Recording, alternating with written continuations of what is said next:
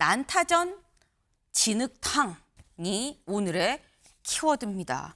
기사 같이 볼까요? 욕설, 갑질, 법카, 부정선거 등등등 2시간 내내 네거티브 난타전이 벌어졌다라는 겁니다. 이 2시간 뭘 얘기하는지 짐작하시나요? 어제 저녁에 있었던 2차 TV 토론을 얘기를 합니다. 직접 보고 오시죠. 이 형님을 바로 이 성남시장으로서 정신병원에 강제 입원시키려고 하다가 그것 때문에 형수님하고 욕을 하고 다투고 이렇게 된 거 아닙니까? 그 점은 제 수양이 부족, 또 수양이 부족으로 제가 사과 말씀을 다시 드립니다. 그러나 김문수 후보는 이런 말을 할 자격이 없죠. 굳이 따지자면 본인은 갑질을 하지 않습니까? 그 소방관한테 전화해서 나 김문수인데 뭐 어쩌라는 거예요?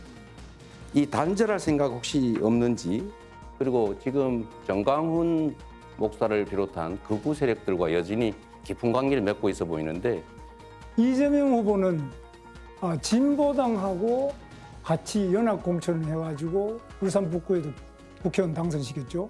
진보당의 이석기 바로 통진당 후예 아닙니까?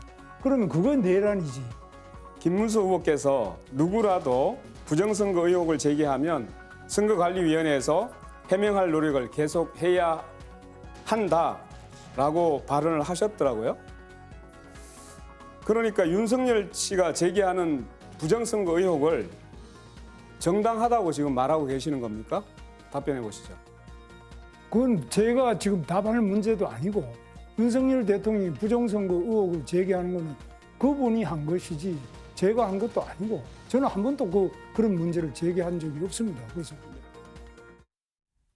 네, 어제 저녁에 있었던 TV 토론의 일부 발언들을 저희가 모아봤습니다. 근데 주로 저런 얘기들이, 저런 형식의 얘기들이 좀 오갔다라는 거죠. 여기 좀 볼까요?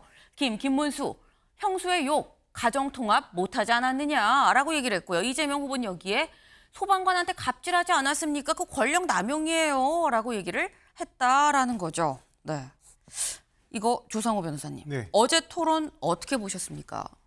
예, 좀 생산적인 토론을 하고 싶어서 여러 가지 아젠다하고 이슈, 그다음 정책적인 내용들을 던지면 네. 그 말꼬리를 잡고 자꾸 늘어지면서 이걸 마치 당신의 정책은 너무 희화되고 웃겨 이렇게 비난하는 쪽으로 얘기가 끝나버리거든요. 아니 그러면 다른 정책 대안이 나와야 될 거 아니에요. 아니 그런 부분에서 이런 부분이 실제로 현실화시키기에는 많은 무리수가 따르고 뭔가 부족한 게 있으니 나는 이런 대안을 갖고 있는데 당신은 어떻게 생각하십니까? 이런 생산적인 토론이 이어져야 되는데 시종일관 약간 비유적으로 표현한다고 본인은 얘기하면서 조롱하고 비난하고 이런 식으로 흘러가기 때문에 그런 것으로 보이고요. 또 그 여러 가지 면에서 상대를 공격하고 비난을 하려면 정확한 팩트로 좀 공격을 해야 되는데 굉장히 약간 말이 아다르고 어다르다고 좀 다른 형태의 내용으로 상대 말을 비틀어서 공격하는 경우가 있어요. 예를 들어서 김문수 후보 같은 경우 지금 방금 전에 화면에서 보인 것처럼 형을 정신병원에 보내려다가 형수한테 욕한 거 아니냐. 전혀 사실관계하고 맞지 않습니다. 이게 뭐냐면 실제로 정신병원에 입원시킨 분은 그 형수님이시고요. 네. 그 형수님과 딸이 직접 입원을 시켰고 그 입원시키는 문제로 다투다가 이게 뭔가 말이 거칠어진 게 아니고 어머님 폭행과 폭언 문제로 서로 얘기가 나누다가 말이 거칠어지는 과정에서 상대방이 쓴 표현을 그대로 인용해서 답하는 과정에서 벌어진 일이거든요. 그러니까 그런 부분에서 사실은 정확하게 사실관계를 전달하면서 특정 부분에 대해서 잘못을 지적한다면 오히려 상대방도 내가 이런 부분에서 잘못했구나 수긍하고 인정하고 그 다음으로 넘어갈 수 있을 텐데 사실관계 자체를 비틀어버리면서 뭔가 왜곡을 하면 그게 이게 정상적인 토론이 안 되는 어려움이 있는 것 같습니다. 네, 그러니까 지금 말씀은 이재명 후보는 좀 생산적인 토론을 하고자 했지만 다른 후보들이 뭔가 이걸 희화화하고 사실과 좀 다르게 왜곡해서 좀 비꼬고 이런 부분이 있어서 생산적인 토론으로 이루어지지 못해서 그게 아쉬웠다라고 지금 말씀하셨거든요. 윤주진 위원님께서 어떻게 보십니까?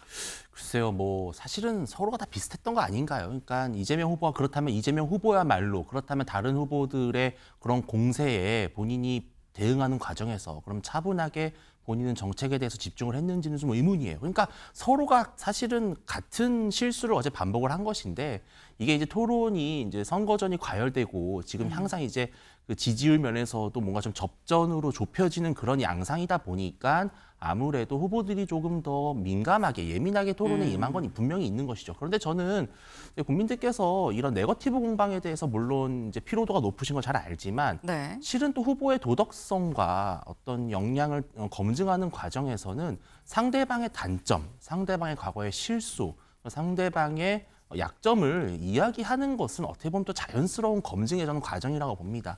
그래서 너무 그것을 부정적으로만 볼 필요는 없는 것이고요. 특히 이재명 후보 같은 경우는 사실은 여러 가지 도덕적 리스크가 충분히 많은 그런 후보 중에 한 명입니다. 그렇기 때문에 그런 부분을 국민 앞에 한번 시원하게 내놓고 평가하는 것은 필요한 것이고요. 그것은 다른 후보들의 의무다. 저는 그렇게 생각을 합니다. 제가 한 말씀만 더 보충해 네. 드리면 그때 당시에 그 욕설 관련해서 뒤에서 등장하는 말들까지 한번 전체적으로 들어보셨으면 좋겠어요. 이게 뭐냐면 전화 통화를 이제 이재명 후보가 끊고 네. 그 이제 형수하고 형님하고 계속 이제 대화를 나누는 내용이 추가적으로 전화 통화하고 무관하게 녹음된 내용들이 있습니다. 네. 그 내용들을 들어보면 당시에 한나라당 진수희 의원에게 뭔가 이런 약점 잡힐 내용들을 갖다가 전달하기 위해서 의도적으로 굉장히 자극적으로 어머니의 폭행 폭언 문제를 자극하면서 비꼬고 조롱해가지고 그 답변을 드러낸 다음에 그 욕설 녹음한 걸 녹음했느냐 그거를 형이 그 자기 이제 부인이죠 그 형수 그분에게 추궁하듯이 욕설을 섞어가면서 따지고 듣고 하는 게 있습니다. 진수희 의원한테 반드시 전달해야 되는데 이게 이른바 정치 공작성이 이 문제로 가족 문제를 파고든 그런 사건입니다. 그러니까 그런 사건에 대한 실체를 알고 지금 이걸 한나라당 이 후신이잖아요, 국민의힘 정치인들이 이걸 주장하시는 건지 좀 내용을 정확히 알고 좀 얘기하셨으면 좋겠습니다. 네, 지금 추가적으로 이 해당 뭐 형수 욕설 논란 그 부분에 대해서 좀 말씀을 하셨는데 전체적으로 좀 다 들어봐라, 다 들어보면 그 맥락이 아니다 뭐 이런 취지의 지금 말씀을 하셨어요. 하지만 또 이 국민의힘 쪽에서는 어쨌거나 생산적인 토론을 하고 싶다고 하는 이재명 후보도 다른 후보의 답변에 생산적으로 답변을 하였느냐, 이 마찬가지 같은 방식으로 맞받아친 거 아니겠느냐, 다 똑같다.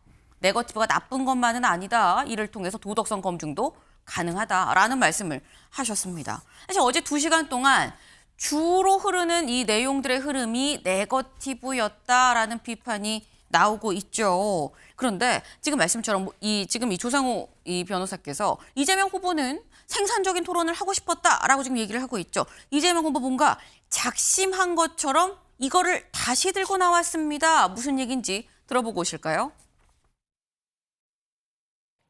그 혹시 밥 맥티어라고 아세요? 모르겠습니다. 모르시죠? 네.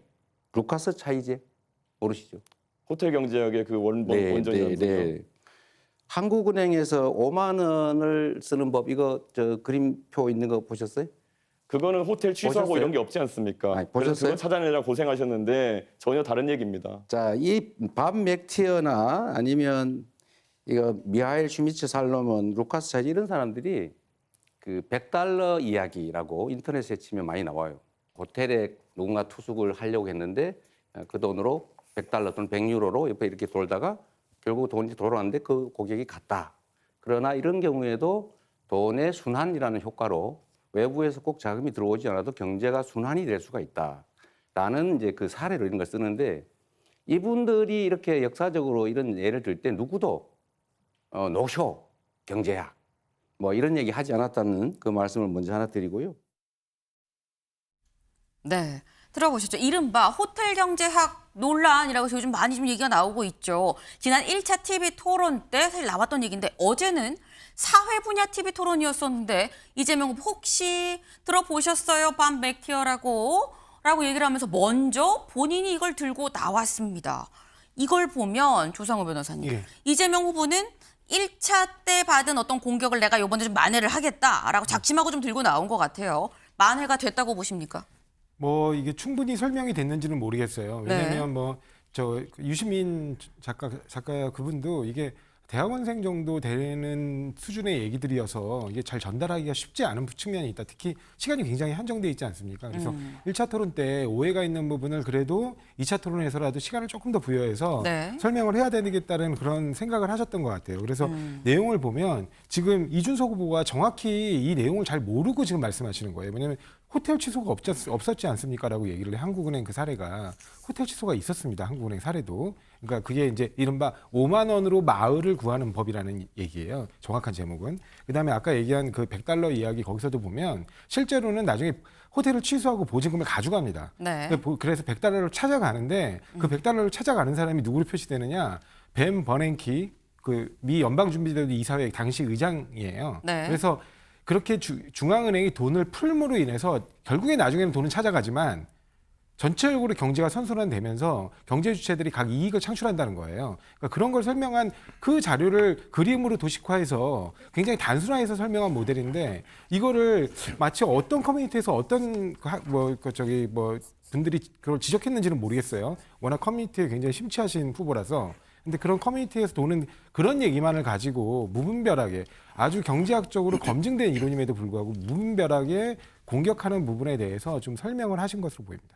네. 그러니까 지금 말씀은 이준석 후보가 팩트에서 좀 어긋나는 얘기를 하면서 좀 반박을 했다라고 지금 말씀을 하셨는데 제 기억이 정확한지 모르겠습니다만 한국은행 사례는 돈을 반환하지 않았잖아요라고 얘기한 게 아니라 그 앞서서 다른 경제학자의 사례에 대해서 반납하지 않았잖아요 얘기한 게 아닌가 싶은데 그 부분은 좀 확인을 좀 해봐야 될 필요가 지금 있어 말씀드린 보입니다. 반 맥키어라고 그 이른바 댈러스 연방은행 총재이자 폼크 그러니까 그 폼크의 구성원이기도 합니다.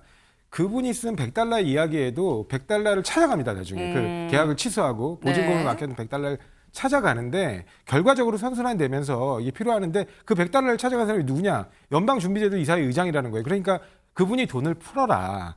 그걸 갖다가 우화를 통해서 설명한 겁니다. 그래서 유럽에 돈을 좀 유동성을 공급할 필요가 있다는 걸 설명한 이야기입니다. 네, 알겠습니다. 일단 어쨌거나 이준석 후보가 잘 모르고서 그냥 반박을 한 거 아니겠느냐라는 취지의 지금 그 말씀이에요.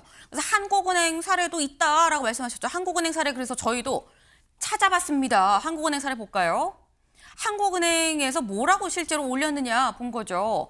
이재명 후보가 이렇게 얘기를 한국은행에서는 5만 원 쓰는 법 그 표 아세요? 라고 얘기를 해서 찾아봤더니 5만 원으로 어느 마을 구하는 법이라고 해서 한국은행에서 올해 1월 24일에 이 홈페이지에 게시한 그 내용입니다. 보면 대충 뭐 이런 내용이에요. 좀 뭐 다 읽진 않겠습니다만 여행객이 모텔에 묵으려고 들어가서 주인한테 5만 원을 줬고 주인은 그 5만 원을 정육점 주인한테 줬고 이 정점 주인은 양돈업자한테 5만 원을 다시 갚았고 양돈업자는 사료 가게에 가서 사료비 외상 줬던 거 다시 줬고 그게 돌고 돌아서 결국 다시 5만 원이 돌아왔다 호텔로. 그런데 여행객이 정작 와서 방을 보고 난 다음에 방이 마음에 들지 않는다고 투덜대면서 5만 원을 돌려받고 마을을 떠났다라는 내용이 한국은행에 지금 나온 지금 1월 24일에 실린 내용입니다. 윤주진 위원님. 예.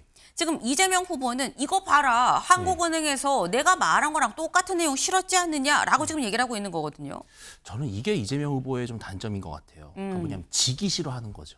이거 120원 뭐 원가 문제, 호텔 경제학 이게 지금 이재명 후보를 둘러싼 정말 본질적인 문제는 아니잖아요. 그리고 다른 후보들이 제기하는 비판들이 아주 그렇다고 해서 근거 없는 건 아닙니다. 예를 들어서 지금 이 일화를 보면은 지금 현재 이 모텔은 결국은 5만 원을 받지 못한 상태에서 그 예상치 못한 지출을 한 거예요. 그럼 국민들은 딱 봤을 때 상식적으로 아니 그러면은 누군가는 5만 원을 벌었겠지만 결국은 모텔 주인은 5만 원을 못 번 거 아니야? 네. 이게 그러면 누구 이득인 거야? 아주 단순하게 접근할 수 있는 문제고 사실 이게 이제 뭐냐면은 거시경제학에 나오는 유동성 함정이라고 하는 그러니까 누구도 그 돈을 쓰지 않는 상황에서 중앙은행이 일부러 지출을 했을 때 이것이 소비의 심리를 자극하는 일종의 효과를 가져온다라는 특수한 예에 불과한 거고요. 지금 우리 국민들이 정말 원하는 게 이렇게 돈이 돌고 돌아서 결국은 누구 한 명은 손해를 보는 그런 경제를 원할까요? 그게 아니라 기술이 발전하고 기업이 많아지고 규제를 풀어서 일자리가 많아져서 모두가 다 같이 잘 살아지는 경제를 원하는 거잖아요. 그런데 지금 이재명 후보는 이게 약간 그 컴플렉스가 있는 거예요. 내가 한 말에 틀렸다고 해? 질 수 없다. 계속 이것저것 끌고 와서 반박하니까 사람이 조금 좀 답답해 보이는 거죠. 그러지 마시고 네. 그냥 다른 주제를 말씀하시면 되는데 왜 굳이 여기에 집중하시는지 좀 이해가 잘 안 됩니다. 제가 한 말씀만 보태면 발언권을 얻어서 말씀을 네. 해주셔야 돼요. 짧게 말씀해 예, 주시죠. 지금 말씀하신 그 한국은행도 네. 중앙은행입니다. 그죠? 유동성을 확대하고 확대 재정 정책을 펼칠 수 있는 주체고 아까 그 그러니까 밥 맥티어도 네. 결국에는 폼크 구성원이자 네. 그 댈러스 연방은행 총재 아닙니까? 그러니까 그분들도 결국에는 이걸 유동성을 공급하는 재정 확대 정책을 시행할 수 있는 분들이에요. 근데 지금 이 논란이 어떻게 붙은 거냐면 결국에는 재정 확대 정책이 타당하느냐 아니면 그렇지 않으면 정부가 꼭 돈을 쥐고 뭐 이 재정 지출을 감소시키는 그런 주장을 하는 이른바 보수주의 경제학이 유용한 것이냐 그 부분에 대한 정책적 논란입니다. 근데 그 정책적 논란을 그냥 이거 5만 원 찾아갔으니까 문제 아니냐 적자 준 거 아니냐 이런 논란으로 치환시켜가지고 이른바 말꼬리 잡기를 가는 그런 방식의 토론 방식이 잘못됐다는 것이고 네. 좀 대안을 제시해 줬으면 좋겠어요. 알겠습니다. 지금 저희가 지금 두 분이 나와 계시는데 본의 아니게 정말 이 대선 후보들 TV 토론처럼 분초를 좀 재가면서 기회를 드려야 되는 거 아닌가라는 생각이 살짝 들어요. 발언권을 꼭 얻어서 말씀을 해주시길 바랍니다. 네. 지금 이 어쨌거나 호텔 경제학 얘기 1차 TV 토론에도 나왔었는데 이거 다시 이재명 후보 본인이 직접 들고 나와서 어제 2차 토론에서도 얘기를 한 거죠. 근데 이재명 후보가 준비한 작심 질문 요것도 있었던 것 같습니다. 들어보고 오실까요? 지금 단일화 논란이 많은데 국민의힘 김문수 후보가 단일화할 거다 이렇게 예상을 저는 개인적으로 해요. 근데 당권을 주겠다든지 총리를 맡겨주겠다 이런 제안이 있었던 걸로 보이는데 뭘 또 거래를 하는 거 이런 건 불법 아닌가요? 저는 결국 이재명 후보가 음모론적이고 세상을 참 삐딱하게 보고 있다는 것을 다시 한번 증명하고 있다 이런 생각을 합니다. 단 한 번의 예외 없이 단일화에 관심 없다고 이야기하고 있습니다. 이재명 후보는 그냥 본인의 망상 속에서 계속 그것만 두려운 겁니다. 그래서 이런 아주 중요한 정책을 물어봐야 되는 자리에서 자기 궁금증 해소하러 나오신 거거든요. 저는 네. 두 사람의 얘기가 굉장히 날이 서 있죠. 보면 이재명 후보 단일화 관련해서 당권이랑 총리 이거 거래하는 거 불법 아닙니까? 단일화 할 거죠? 근데 뭐 이런 취지로 좀 물어봤어요. 그러니까 이준석 후보는 그건 본인 망상이죠. 라면서 또 그대로 받아치는 모습이었습니다. 조상호 변호사님. 예. 지금 이 결국 자기 궁금증 해소하러 나온 거 아닙니까? 라고도 이준석 후보가 받아쳤거든요. 근데 이 부분은 이미 공당의 대변인과 예를 들면 김문수 후보 측에서 이미 얘기가 나온 것들이에요. 예를 들면 이준석 후보 측의 그 이동훈 대변인이 네. 이미 그런 당권 제안이 있었다라는 걸 밝힌 바가 있고 그다음에 총리 부분은 40대 총리론 그 도대체 누구를 겨냥한 겁니까? 너무 뻔히 보이는 구조잖아요. 그러니까 그런 부분들을 언급하면서 이런 거는 선거법에서 명확히 금지하고 있는 매수민 이해유도 부분인데 이 부분 정말 하시는 거냐 물어볼 수 있는 거죠. 근데 후보가 그걸 가지고 망상이라고 비난할 게 아니고 저는 그런 의도가 전혀 없고 이미 기자회견에서 밝힌 것처럼 네. 제 입장은 확고합니다. 그렇게 부드럽게 얘기할 수도 있잖아요. 그러면서 자신의 소신을 확실히 밝힐 수도 있고 네. 그리고 이 부분은 유권자의 판단에도 굉장히 중요한 부분이기 때문에 이런 기회를 통해서 더 명확하게 그 입장을 드러내는 게 필요하다고 보거든요. 그래서 그런 걸 물어본 건데 그렇게 꼭 비난 쪽으로 그렇게 거의 이제 이런 식으로 하면 토론하지 말자 뭐 이렇게 얘기하는 식으로 반응하실 이유가 있는 건지 그게 좀 아쉽고 그러니까 저는 그렇습니다. 이준석 후보가 저 정도까지 얘기하셨으면 단일화 안 하실 거라고 봐요. 왜냐하면 이건 대국민 약속을 하신 거잖아요. 네. 그런데 그렇기 때문에 본인의 정책 앞으로 이제 마지막 남은 토론이 이제 정치 분야 토론인데 그렇죠. 정치 개혁까지 포함해서 본인의 정책을 이번 마지막 부분에서는 좀 더 설명을 듣고 싶고 그 젊은 분이 앞으로 우리나라 정치를 어떤 방식으로 새롭게 끌고 갈 것인지 그 비전을 볼 수 있는 토론이었으면 좋겠습니다. 네. 그 지금 변호사님 말씀은 이런 거예요. 이게 결국은 이해유도죄, 후보자 매수죄 이런 거에 해당이 되니까 사회 분야에서 충분히 물어볼 수 있는 부분 아니냐. 근데 이거를 무슨 망상이라 그러면서 받아치는 거냐라고 지금 말씀을 하셨어요. 근데 요것도 짧게 조 변호사님. 네. 근데 그 전에도 사실 정치권에서 그동안 쭉 단일화가 있긴 있었거든요. 그리고 특히 뭐 이 민주당 쪽에서도 뭐 DJP나 뭐 노무현, 정몽준 단일화도 있었고. 그럼 이것도 불법이고 이해유도죄고 후보자 매수죄라고 볼 수 있는 거냐라는 거죠. 우리 그 선거법이 단일화를 금지하지 않습니다. 그렇지만 공사, 그러니까 네. 공직이나 사회직 그거를 갖다가 제한하는 방식으로 하는 거는 약속하고 하는 방식은 네. 명확히 금지하고 있고요. 지금 얘기가 나오는 거는 사회직인 당권, 그러니까 당대표죠. 그다음에 공직이죠, 총리. 이런 거를 거래 수단으로 삼으면 그게 불법이라는 얘기입니다. 네. 지금 말씀은 그 전에 단일화들하고 이거를 같이 비교할 수가 없다. 이건 명확하게 당권, 총리직 이런 얘기가 나오지 않았느냐라고 좀 얘기를 하고 있어요. 윤주진 의원님. 이것은 정치 현실과 좀 괴리된 말씀이신 게 과거에 DJP 연합이 있었습니다. 그때 이제 김대중 대통령이 취임하고 나서 누가 초대 총리를 했습니까? 김종필 전 총리가 했습니다.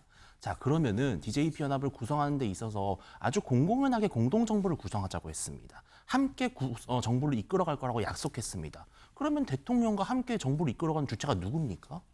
당 대변인이나 뭐 이런 게 아니잖아요. 결국 국무총리직이라고 하는 것을 염두에 뒀고 그 당시에 많은 유권자들이 결국은 김대중 대통령이 되면 김종필 총재도 상당히 높은 고위직을 맡을 것이라는 예상이 있었기 때문에 DJP 연합이 성공을 한 것이에요. 네. 이게 불법 거래입니까? 그러니까 저는 물론 뭐 후보직 사퇴하면 국무총리로 임명하겠음, 각서까지 쓰면 문제가 되겠죠. 근데 그런 게 아니라 어떤 정치적 공감대를 형성하는 것을 불법의 프레임으로 넣는 것은 그것이야말로 이재명 후보가 늘 말씀하시는 정치의 사법화를 말씀하시는 거예요. 그리고 근데 저는 이준석 후보에 대해서도 좀 비판적일 수밖에 없는 것이 저는 이재명 후보가 물을 수 있는 질문이라고 생각을 해요. 그런데 안 합니다. 안 할게요. 네. 라고 말하지 않고 왜 궁금증을 해소하냐라고 하는 거는 사실은 본인도 준비가 안 됐다는 생각이 좀 들어요. 그 답변을 하는 데 있어서. 그래서 이재명 후보는 전 물을 수 있는 질문이었다. 네. 네, 그러나 그것을 불법으로까지 가는 것은 좀 과했다. 이렇게 생각을 합니다. 네. 지금 이 윤주진 위원님께서는 양쪽 다 좀 이 발언의 수위가 좀 높았다. 다만 이재명 후보가 물어볼 수 있는 부분이긴 했었다. 그걸 망상이라고 뭐 굳이 받을 필요까지 있었냐, 본인 궁금증 해소라고 받을 필요 있었냐라고 지금 말씀을 하셨는데 지금 이 제목만 봐도 오간 단어가 불법이고 망상이고 단어 수위가 굉장히 높죠. 어제 이재명 후보와 이준석 후보 사이에 좀 팽팽한 긴장감이 감돌았습니다. 그 모습 같이 보고 오시죠. 저는 우리 의료보험 재정 지출 중에서 예를 들면 지금 의료 쇼핑 같은 거 있지 않습니까? 이런 부분들에 대해서 약간의 조정이 좀 필요하지 않을까. 그렇게 해서 보통 줄일 수 있는 게 2조 원 정도, 3조 원 정도로 얘기합니다. 그러니까 그런 거 말고 현실적인 재정 대책 있으십니까? 그게 제일 크다고 생각해요. 2, 3조 규모라니까요.